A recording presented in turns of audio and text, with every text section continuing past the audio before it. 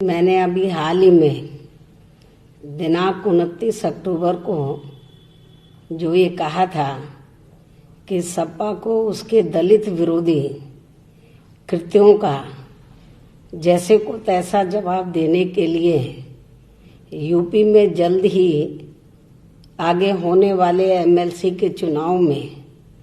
सपा के दूसरे खड़े किए गए प्रत्याशी को हराने के लिए बीएसपी को चाहे बीजेपी व अन्य किसी भी सपा प्रत्याशी के मुकाबले में भारी पड़ रहे। अकेले मैंने बीजेपी की बात नहीं कही थी, मेरा प्रेस नोट भी जारी हुआ है और मेरा वर्बली बयान भी है। तो मैंने इनके ये जो दलित विरोधी कृत्य थे तो उसका जैसे को तैसा जवाब देने के लिए यूपी में जल्द ही आगे होने वाले एमएलसी के चुनाव में सपा के दूसरे खड़े किए गए प्रत्याशी को हराने के लिए बीएसपी को चाहे बीजेपी व अन्य किसी भी सपा प्रत्याशी के मुकाबले में भारी पड़े एमएलसी के प्रत्याशी को यदि वोट देना पड़ता है तो हम जरूर देंगे, लेकिन सपा के दूसरे खड़े किए गए एमएलसी के प्रत्याशी को हम किसी भी कीमत पर जीतने नहीं देंगे और इस पर बीएसपी अभी भी कायम है। अपने इस बयान पर बीएसपी अभी भी कायम है। हालांकि मेरे इस बयान को खासकर कांग्रेस व सपा आदि के लोग अपने राजनीतिक लाभ के लिए इसे काफी गलत तरीके से भी प्रचारित कर रहे हैं, मुझे ये मालूम हुआ है, ताकि यहाँ खासकर मुस्लिम समाज के लोग बीएसपी से अलग हो जाए। और ये जो यूपी में 7 विधानसभा की सीटों पर बाई इलेक्शन हो रहा है, तो इस बाई इलेक्शन में मुसलमानों का वोट बीएसपी को ना पड़े, ये इसको गलत तरीके से मेरे इस बयान को प्रचारित कर रहे हैं,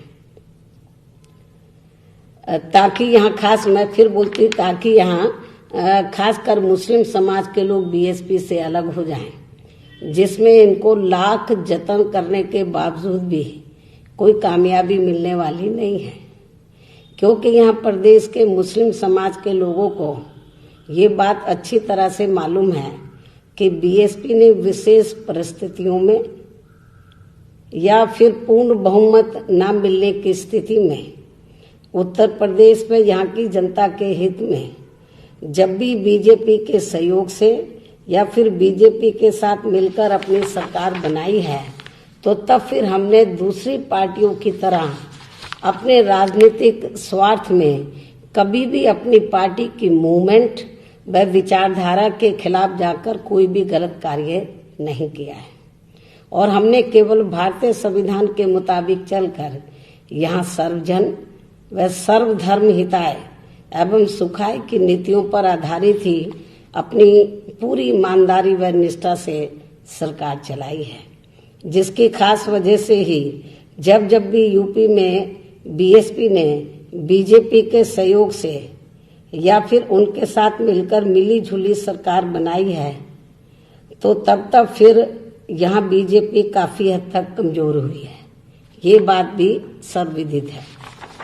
लेकिन वहीं दूसरी तरफ जब यहाँ समाजवादी पार्टी सत्ता में आई है, तो तब यहाँ बीजेपी काफी मजबूत हुई है तथा फिर ये सत्ता में भी आसीन हुई है ये पार्टी, और सपा के खास वजह से ही अभी भी ये पार्टी यहाँ सत्ता में आसीन है। इसके साथ ही यहाँ मैं ये भी अवगत कराना चाहती हूँ कि बीजेपी के साथ मिलकर सरकार बनाने के बावजूद भी बीएसपी ने अपने चारों रहे शासन काल में यहाँ एक भी हिंदू मुस्लिम दंगा नहीं होने दिया है। यह आप लोग रिकॉर्ड उठाकर देख सकते हो। बीएसपी के साथ मिलकर सरकार बनाने के बावजूद भी बीजेपी के साथ मिलकर सरकार बनाने के बावजूद भी बीएसपी ने अपने चारों रहे शासन काल में यहाँ एक भी हिंदू मुस्लिम दंगा नहीं होने दिया है, जबकि वहीं दूसरी तरफ कांग्रेस व सपा का शासनकाल हिंदू मुस्लिम दंगों से काफी भरा रहा है। जिसके अनेकों उदाहरण हैं, जिसमें हिंदू व मुसलमानों का काफी जानी माली नुकसान हुआ है और इतिहास भी इस बात का गवाह है, जिसे ये झुटला नहीं सकते। इसके साथ ही हमारी पार्टी ने अपने चारों रही सरकारों में मुसलमानों को भी हर मामले में उनकी आबादी के हिसाब से उन्हें उचित प्रतिनिधित्व भी दिया है, चाहे वो जनरल इलेक्शन हो या बाई इलेक्शन हो। अभी यूपी में 7 सीटों पर बाई इलेक्शन हो रहे हैं, तो 7 में से हमने 2 टिकट मुस्लिम समाज के को दिए हैं। और इतना ही नहीं, बल्कि हमने यूपी में चाहे अकेले अपने बलबूते पर अपनी सरकार बनाई है या फिर बीजेपी के सहयोग से या उनके साथ मिलकर भी सरकार बनाई है, तो हमने यहाँ मुस्लिम समाज का भी किसी भी मामले में कोई भी नुकसान नहीं होने दिया है। वैसे तो हमने सर्व समाज के हितों का पूरा ध्यान रखा है, लेकिन हमने यहाँ खासकर मुस्लिम समाज का भी किसी भी मामले में कोई भी नुकसान नहीं होने दिया है। और इसके लिए हमने अपनी सरकार तक की भी कुर्बानी दे दी है, जो ये सब जग जाहिर है। और इस संदर्भ में यहाँ मैं उन्हें ये भी याद दिलाना चाहती हूँ कि जब सन 1995 में मेरी पहली बार बनी सरकार के दौरान मथुरा में बीजेपी व आरएसएस के लोगों ने यहाँ मुसलमानों की ईदगाह पर उनकी धार्मिक भावनाओं को ठेस पहुंचाने के लिए नई परंपरा शुरू करनी चाहिए, तो तब उसे हमने किसी भी कीमत पर शुरू नहीं होने दिया था, जिसके कारण उस समय मेरी सरकार तक भी चली गई थी, जिसे सपा व कांग्रेस पार्टी के लोग भी छुटला नहीं सकते हैं। इसके बाद सन 2003 में बीएसपी व बीजेपी गठबंधन की बनी सरकार में जब बीजेपी ने कुछ समय के बाद देश में होने वाले लोकसभा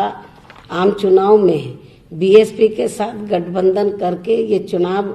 लड़ने का हम पर दबाव बनाया था, तो तब फिर हमारी पार्टी ने उस समय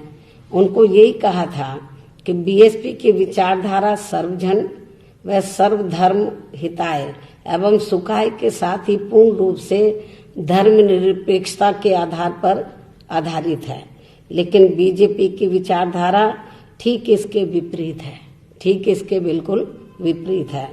तो ऐसे में बीजेपी के साथ गठबंधन करके देश में कोई भी चुनाव लड़ना बीएसपी के लिए संभव नहीं हो सकता, चाहे लोकसभा का हो चाहे विधानसभा का हो, या इस समय जो प्रचार कर रहे हैं कुछ गलत कि बीएसपी ने बाई इलेक्शन में बीजेपी को समर्थन दे दिया है, कुछ वीडियो वायरल भी कर रहे हैं बुलंदशहर की सीट को लेकर, ये बिल्कुल गलत है, झूठ है। तो अभी तक हमने कोई अलायंस नहीं किया है, तो ये बाई इलेक्शन में क्या करेंगे? ये तो 7 सीटों का मामला है, इसमें हम क्या करेंगे? तो ऐसे में बीजेपी के साथ गठबंधन करके जब इनकी आइडियोलॉजी, इनकी विचारधारा हमारी आइडियोलॉजी से ठीक इसके बिल्कुल विपरीत है, तो ऐसे में बीजेपी के साथ गठबंधन करके देश में कोई भी चुनाव लड़ना बीएसपी के लिए संभव नहीं हो सकता है, जिसके कारण फिर उस समय भी हमें अपनी खुद की सरकार छोड़नी पड़ी थी। समय से पहले ही लोग कुर्सी के पीछे भागते हैं, लोग अपने असूलों और सिद्धांतों को ताक पे रख देते हैं, लेकिन मैंने अपने असूलों और सिद्धांतों को ताक पे नहीं रखा। कुछ ही महीनों के अंदर मैंने जब इनकी बात नहीं मानी तो मैंने अपनी सत्ता खुद छोड़ दी थी, जो इतिहास के पन्नों में खासकर यहाँ धर्म निरपेक्षता को मजबूत बनाने के लिए हमेशा दर्ज रहेगा, वह याद भी किया जाएगा। लेकिन इसके बावजूद भी आपको ये मालूम है, लेकिन इसके बाद जब मैंने अपनी गवर्नमेंट खुद छोड़ दी थी कुछ ही महीनों के अंदर और इनकी बात नहीं मानी बीजेपी की, ये चाहते थे कि हमारे साथ मिलके चुनाव लड़ें लोकसभा का, हमने मना कर दिया, आपकी आइडियोलॉजी अलग है, हमारी अलग है। तो उस समय केंद्र में बीजेपी की सरकार चल रही थी, लेकिन हमने अपनी गवर्नमेंट खुद छोड़ दी थी, कुर्सी खुद छोड़ दी थी। लेकिन लेकिन उसके बाद क्या हुआ, तो उसके बाद फिर केंद्र में चल रही बीजेपी की सरकार ने एक और फिर अटेम्प्ट किया मेरे ऊपर दबाव बनाने के लिए। किसका? सीबीआई और ईडी का। सीबीआई और ईडी का गलत इस्तेमाल करके मेरे खिलाफ, मेरे माँ बाप भाई बहनों के खिलाफ, रिश्ते नातों के खिलाफ, तो इन्होंने एक ही दिन में रेड की सीबीआई द्वारा और काफी मुझे इन्होंने परेशान किया। तो लेकिन उस समय कांग्रेस पार्टी, ये भी मैं याद दिलाना चाहती हूँ, विपक्ष में थी। तो मुझे याद है, तो उस समय श्रीमती सोनिया गांधी ने मुझे टेलीफोन करके ये कहा, रेड वाले जब रेड हो गई थी उसके बाद, कि जब हमारी सरकार आएगी आपके साथ जाती हुई है, हम आपको न्याय जरूर देंगे। लेकिन इत्तेफाक ही था कि इसके बाद कांग्रेस पार्टी पावर में आ गई और कई साल तक सेंटर में पावर में रही। और हमने श्रीमती सोनिया गांधी को, उनको ये याद दिलाया कि आपने जो आश्वासन दिया था हमें, हम आपसे गलत काम नहीं कराना चाहते, जो सही है जांच पड़ताल करके हमें न्याय दे दो।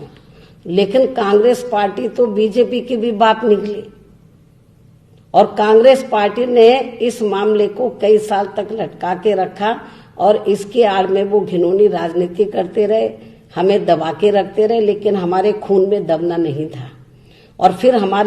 फिर हमने ये फैसला लिया कि अब हम कोर्ट कचहरी में जाएंगे। हम कोर्ट में गए, माननीय सुप्रीम कोर्ट में गए, और अच्छी बात यह है कि हमको माननीय सुप्रीम कोर्ट में न्याय मिला। और आज मैं पुनः इस बात को दोहराना चाहती हूँ कि बीएसपी किसी भी कीमत पर पूरे देश में, खासकर यहाँ बीजेपी जैसी संकीर्ण व सांप्रदायिक ताकतों का साथ नहीं दे सकती है, तथा न ही ऐसी पार्टियों के साथ मिलकर कभी भी कोई चुनाव आदि लड़ सकती है। लेकिन फिर भी मेरे दिनांक 29 अक्टूबर को दिए गए बयानों को इसे षड्यंत्र के तहत काफी गलत तरीके से प्रचारित करके वह उसकी आड़ में यदि कोई भी विरोधी पार्टी बीएसपी को राजनीतिक नुकसान पहुंचाना चाहे तो उसे हम किसी भी कीमत पर कामयाब नहीं होने देंगे। हमारी पार्टी के लोग उसे किसी भी कीमत पर कामयाब नहीं होने देंगे। इसलिए पूर्व की तरह आगे भी बीजेपी के साथ मिलकर कोई भी चुनाव लड़ने का कोई सवाल ही पैदा नहीं होता है। इसे भी आज मैं फिर से स्पष्ट कर देना चाहती हूँ। और ये भी मैं बताना चाहती हूँ कि हमारी पार्टी जो सांप्रदायिक ताकतें, संकीर्ण ताकतें, उनके साथ मिलकर चुनाव लड़ने का सवाल ही पैदा किसी भी कीमत पर नहीं होता है। और ये मैं बताना चाहती हूँ खास तौर से मुस्लिम समाज के लोगों को कि मैं राजनीति से तो संन्यास ले लूंगी, लेकिन बीजेपी के साथ मिलकर मैं कभी भी चुनाव नहीं लड़ सकती। और मैं क्यों लूं राजनीतिक संन्यास? बीजेपी के दबाव में आके लोग कहते हैं, मुझसे लोगों ने कहा कि बहन जी दबाव बनाए। मैंने कहा राजनीति से संन्यास तो ले लूंगी, लेकिन इनके साथ मिलकर चुनाव नहीं लड़ूंगी। लेकिन मैं कोई राजनीतिक संन्यास नहीं लेने वाली हूँ। मैं बहुत मजबूत हूँ, बहुत तकड़ी हूँ और बहुत ही स्वाभिमानी हूँ। और ये मैं बताना चाहती हूँ कि मुझ पर चाहे कांग्रेस, सपा, बीजेपी कितने भी दबाव बनाए, मैं दबने वाली नहीं हूँ, न राजनीति से संन्यास लेने वाली हूँ। और मैं हर मोर्चे पर जो जातिवादी ताकतें हैं, पूंजीवादी ताकतें हैं, संकीर्ण व सांप्रदायिक ताकतें हैं, उनका मैं बराबर मुकाबला करती रहूंगी और उनसे मैं तिल भर भी घबराने वाली नहीं हूँ। मुझसे बहुत से लोग कहते रहते हैं, हमने बोला सवाल ही पैदा नहीं है चुनाव लड़ने का। जब तक मैं जिंदा हूँ तो ये ऐसा संभव नहीं हो सकता है। और मैं खास तौर से सन 2003 में जो मेरे साथ हुआ है उसको क्या मैं भुला सकती हूँ? क्या मेरा समाज भुला सकता है? जब उस समय मान्यवर श्री कांशीराम जी की तबीयत खराब थी और हॉस्पिटल में एडमिट थे, मेरे साथ क्या क्या नहीं हुआ सेंटर में बीजेपी की सरकार के दौरान, तो इसलिए ये कदापि नहीं भुलाया जा सकता। इनके साथ मिलकर चुनाव लड़ने का सवाल ही पैदा नहीं होता है। और जब इनके साथ हमने मिलकर सरकार बनाई भी थी, या बाहर से या मिलकर, तो हमने अपनी शर्तों के आधार पर हमने किसी भी समाज के साथ, किसी भी धर्म के लोगों के साथ हमने जाति नहीं होने दी थी किसी भी मामले में। ये इस बात का खास एग्जाम्पल मैं आपको देना चाहती हूँ कि यही मुख्य वजह थी कि मेरी हुकूमत में कोई भी हिंदू मुस्लिम दंगा नहीं हुआ। लोग थर-थर कांपते थे। इसके साथ ही यहाँ मैं ये भी कहना जरूरी समझती हूँ कि सन 1995 में जब सपा सरकार के खासकर माफिया व गुंडा राज से यूपी की जनता व सभी विरोधी पार्टियां काफी दुखी व आतंकित थी, तो तब फिर उस समय प्रदेश व आम जनहित में सभी विरोधी पार्टियों की एक मत ये राय थी कि यदि बीएसपी सपा से अलग होकर सरकार बनाने के लिए आगे आती है तो तब फिर सभी विरोधी पार्टियां मिलकर यहाँ सपा के जंगल राज व कुशासन से मुक्ति पाने के लिए बीएसपी को पूरा साथ देंगी, पूरा अपना समर्थन देंगी। और जिसमें अकेली बीजेपी आगे नहीं थी, कांग्रेस पार्टी भी थी और भी अन्य छोटी मोटी पार्टियां। सबने कहा था कि हम लोग सब दुखी हैं, आप अलग हो जाओ, हम आपको बाहर से समर्थन देंगे। इसके बाद फिर प्रदेश में आम जनहित में तथा यहाँ लोकतंत्र को बचाने व विधायकों की खरीद फरोख्त को रोकने एवं खासकर गरीब व कमजोर वर्गों के पर लगातार हो रहे शोषण पर भी अंकुश लगाने के लिए तब हमने यहाँ सपा सरकार से अलग होने का फैसला लिया। और फिर यह खासकर कांग्रेस व बीजेपी आदि इन सब के समर्थन से बीएसपी की सरकार भी बनाई थी। यदि कांग्रेस को ऐसा लग रहा था कि बीजेपी ने भी हमको समर्थन दिया तो फिर ये क्यों साथ में बीजेपी के साथ खड़े रहे। हालात होते हैं, कभी कभी डिसीजन लेने पड़ते हैं आम जनहित में, लेकिन इसका मतलब ये नहीं था कि हमारी पार्टी ने उस समय ऐसा करके अपनी पार्टी की मूवमेंट व विचारधारा के साथ इन पार्टियों से कोई भी समझौता आदि किया था। इसलिए बीएसपी के राज्यसभा प्रकरण में अभी हाल ही में दिए गए बयान को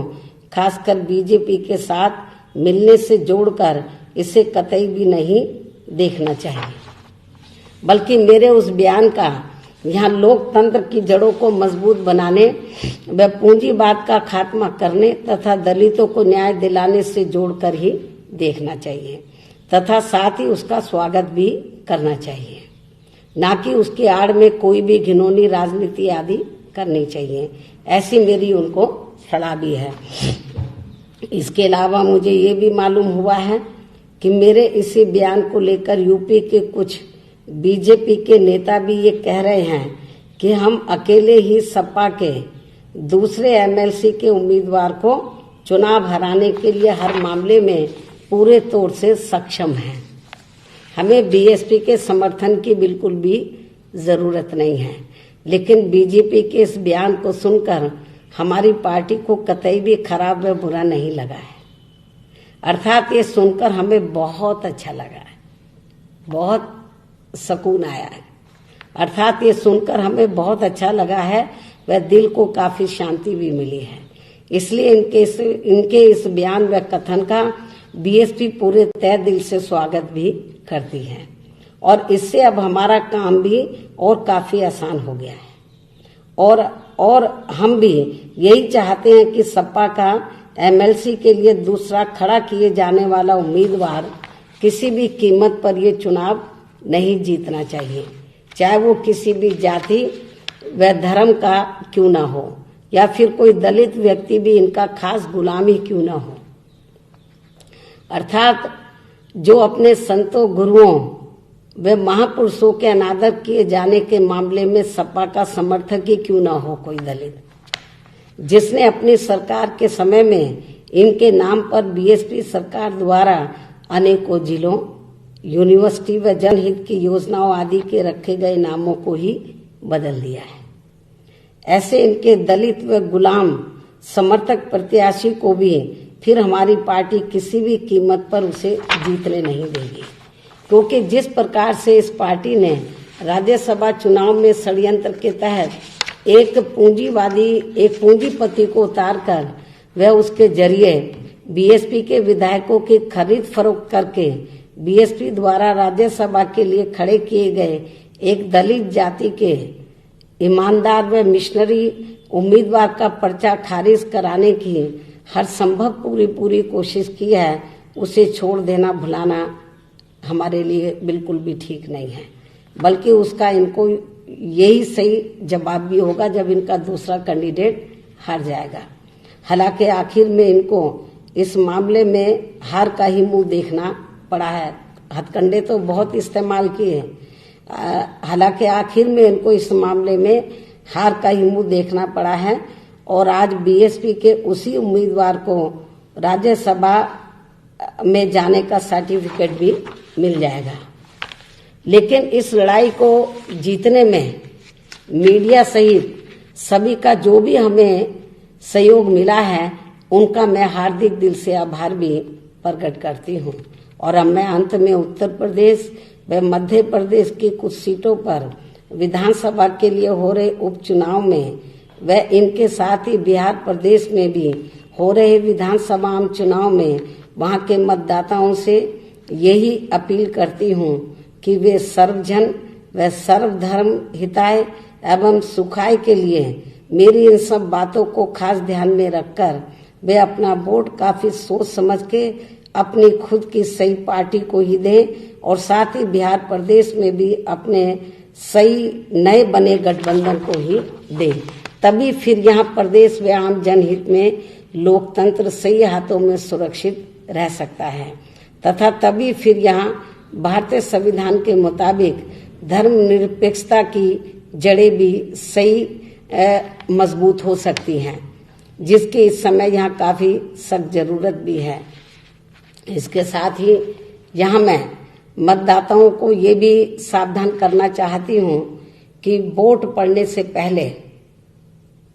क्योंकि चुनाव प्रचार बंद हो गया है, तो वोट पड़ने से पहले तो जो विरोधी पार्टियां हैं, हमारी विरोधी पार्टियां किस्म किस्म के हथकंडे इस्तेमाल करके तो हमारे लोगों को गुमराह करने की कोशिश करेंगी। खास तौर से बीएसपी के लोगों को गुमराह करने की कोशिश करेंगी किस्म किस्म के। जैसे मुझे बुलंदशहर में बताया गया कि एक बीजेपी के लोगों ने एक वीडियो वायरल किया है कि बीएसपी ने हमको आशीर्वाद दे दिया। बिल्कुल गलत है, झूठ है, जिसमें रत्ती भर भी सच्चाई नहीं है। चाहे बुलंदशहर का मामला हो या अन्य 6 सीटों का, या मध्य प्रदेश में जो बाई इलेक्शन हो रहे हैं 28 सीटों पर उनका मामला हो, या बिहार में जो जनरल इलेक्शन हो रहे हैं वहां दूसरे चरण में कल चुनाव होने वाले हैं। मैं इन सब चुनावों के बारे में ये कहना चाहती हूँ कि बीएसपी ने जहां तक ये प्रचार करे बीजेपी को वोट देने के लिए अपील की है, मेरी ओर से बिल्कुल गलत है, जिसमें रत्ती भर भी सच्चाई नहीं है। बिहार में हमारा जो नया गठबंधन बना है, बीएसपी पूरी ईमानदारी निष्ठा से अपने नए गठबंधन के साथ है और वहां पर हमारे जो, इसलिए मैं वहां के भी मतदाताओं से अपील करती हूँ कि वोट पड़ने से कुछ घंटे पहले जो विरोधी पार्टियां हैं, जो जातिवादी सांप्रदायिक संकीर्ण व पूंजीवादी पार्टियां हैं, वो पूर्व की तरह, ये कोई नया नहीं है, किस्म किस्म के हथकंडे इस्तेमाल करके ये जो किस्म किस्म के हथकंडे इस्तेमाल करके जो हमारी पार्टी को नुकसान पहुंचाना चाहती है, उससे ये सावधान रहें। इन्हीं जरूरी बातों के साथ ही अब मैं अपनी बात यही समाप्त करती हूँ। धन्यवाद। For more updates, subscribe to our channel, click the show links and enjoy watching the videos.